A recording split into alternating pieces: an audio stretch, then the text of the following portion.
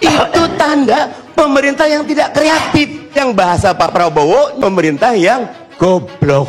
Ganti sistem. Allahu Akbar. Allah Akbar. Pernyataan itu pun harus diralat. Bung harus minta maaf secara terbuka. Iya dong. Karena Prabowo tidak mengatakan itu. Jadi kalau sekarang saudara undang saya, pasti saudara tahu risikonya. Bahwa Prabowo Subianto akan bicara apa adanya. Goblok, goblok, goblok.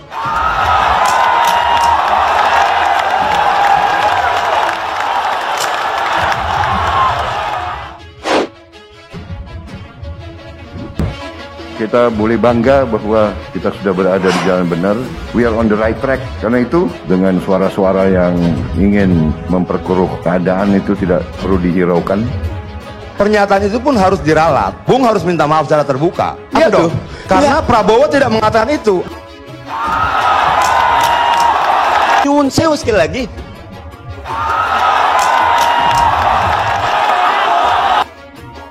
Nyuwun sewu sekali lagi. Nyuwun sewu sekali lagi. Nyuwun sewu sekali lagi. Kepemimpinan Pak Jokowi efektif, Pak. Saya mengakui itu dan saya hormat sama Bapak. Saya lihat, saya saksi, saya ikut dalam kabinet. Koalisi yang bertransformasi ini tetap kita menjadi oposisi yang kritis dan konstruktif. Presiden merasa cemas dengan perpecahan yang ada di kalangan masyarakat. Presiden memikirkan satu rekonsiliasi pada periode kedua. Baik. Sebenarnya itu sebenarnya karena itu partai politik gak usah ngotot dulu untuk PKS tentu ingin mencoba agar dapat mengontrol pemerintahan.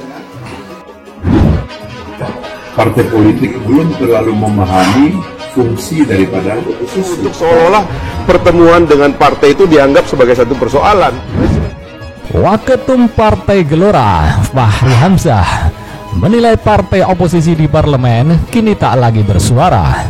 PKS yang termasuk dalam oposisi di parlemen mempersilahkan kritik itu. Ketua DPP Mardani Alisera menegaskan pihaknya akan terus mengawal pemerintah. Monggo saja kalau mau komen, kita terus kawal pemerintah agar tidak korupsi, kata Ketua DPP PKS Mardani Alisera kepada wartawan Jumat 3 September 2021. Agar tidak kualitas anggaran dapat optimal bagi rakyat, kita tolak Perpu Corona, kita tolak Omnibus Law, dan banyak lagi lanjutnya. Menurut Mardani, oposisi tidak harus marah-marah atau bising. Yang penting dia menegaskan atau terus kritis dan konstruktif. Fokus kita kerja jaga pemerintah agar bersih dan baik bagi rakyat. Nggak harus marah-marah dan bising. PKS akan jadi oposisi yang kritis dan konstruktif, tuturnya. Usut punya usut, perseteruan Fahri Hamzah dengan PKS sudah berlangsung sejak 2016. Hal itu bermula dari pemecatan Fahri Hamzah sebagai kader PKS. Sebelum dipecat, Fahri sempat dilaporkan ke Badan Penegak Disiplin Organisasi atau BPDO. Fahri juga diminta mundur dari pimpinan DPR RI. Fahri kemudian dipecat oleh Majelis Ta'lim PKS pada 11 Maret 2016. Pemecatan dikukuhkan dengan penandatanganan SK pada 1 April 2016 oleh Presiden PKS Sohibul Iman terkait keputusan Majelis Ta'lim tersebut. Kala itu, Presiden PKS Sohibul Iman beralasan Fahri melakukan sejumlah pelanggaran.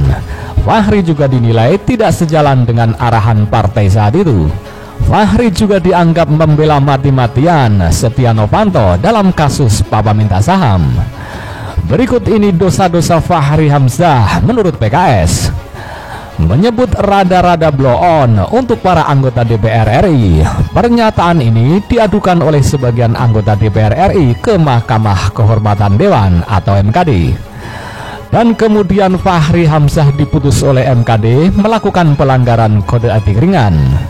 Yang kedua, mengatasnamakan DPR RI telah sepakat untuk membubarkan KPK. Selanjutnya, pasang badan untuk 7 proyek DPR RI, yang mana hal tersebut bukan merupakan arahan pimpinan partai. Merasa diperlakukan tak adil, Fahri Hamzah pun melawan. Fahri menempuh jalur hukum terhadap keputusan PKS itu. Pada April 2016, Fahri melayangkan gugatan ke Pengadilan Negeri Jakarta Selatan.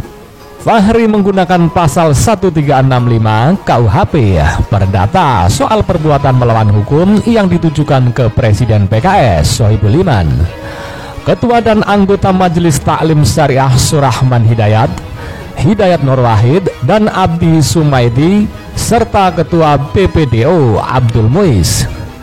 Dalam gugatannya, Fahri meminta agar pemecatannya dari PKS dinyatakan tidak sah. Fahri juga meminta ganti rugi material dan imaterial berjumlah 501 miliar rupiah. Di tengah gugatan, DPP PKS menunjuk Ledia Hanifah menggantikan Fahri di jajaran pimpinan. Namun putusan PKS tersebut tidak langsung dieksekusi. Pimpinan DPR lain menganggap keputusan PKS tersebut belum bisa ditindaklanjuti karena Fahri tengah menempuh jalur hukum. Kendati demikian, PKS tetap terus mendesak agar DPR mengganti Fahri tanpa menunggu putusan pengadilan. Menurut PKS, putusan berkekuatan hukum tetap hanya untuk memastikan apakah Fahri tetap menjadi anggota DPR atau tidak. Namun Fahri Hamzah tetap mempertahankan posisinya. Baginya, selama belum ada putusan mengikat, surat FPKS yang mengganti dirinya tak bisa dieksekusi. Di tengah persidangan, majelis hakim mengetok putusan sela yang membuat Fahri masih bisa tetap duduk sebagai pimpinan DPR. Pada Desember 2016, Pengadilan Negeri Jakarta Selatan mengabulkan gugatan Fahri Hamzah. Pengadilan Negeri Jakarta Selatan membatalkan pemecatan Fahri. Majelis hakim juga membatalkan surat keputusan tergugat nomor 467/SKEP/DPP PKS /1437 tertanggal 6 April 2016 tentang pemberhentian dan penggantian antar waktu pimpinan DPR RI dari PKS. Putusan itu membuat Fahri tetap bisa duduk sebagai pimpinan DPR. Menyatakan penggugat adalah sah sebagai anggota DPR RI dan Wakil Ketua DPR RI periode 2014-2019 dari Partai Keadilan Sejahtera. Demikian bunyi putusan tersebut. Pengadilan Negeri Jakarta Selatan dalam nomor putusan itu juga meminta PKS membayar ganti rugi imaterial sebesar 30 miliar. Gugatan 30 miliar itu dikabulkan karena majelis menganggap apa yang dialami Fahri setelah dipecat sangat berat. Majelis menganggap Fahri mengalami tekanan psikologis akibat pemecatan tersebut. Namun PKS tak menyerah. Tak terima dengan putusan Pengadilan Negeri Jakarta Selatan, PKS mengajukan permohonan banding ke Pengadilan Tinggi DKI Jakarta. Namun upaya PKS tersebut kandas dalam putusan nomor 53-PDT-2017-PT DKI menguatkan putusan Pengadilan Negeri Jakarta Selatan tanggal 14 Desember 2016 yang dimohonkan banding tersebut. Demikian bunyi putusan itu. Berbulan-bulan sejak putusan kasasi, PKS masih juga tak membayar 30 miliar ke Fahri Hamzah. Bahkan sita eksekusi yang dimohonkan Fahri juga tak membuat PKS menyerah. PKS pun mengajukan PK ke MA setelah kalah di 3 tahap. Upaya hukum terakhir PKS pun membuahkan hasil. Pada 20 November 2020, MA memutuskan mengabulkan PK yang diajukan PKS. Putusan tersebut tertuang dalam putusan nomor 123 PK-PDT-2020. Kabul. Demikian bunyi putusan PK yang dikutip detik.com dari website MA Senin 14 Desember 2020. Putusan itu diketok oleh Ketua Majelis PK Hakim Agung Sunarto.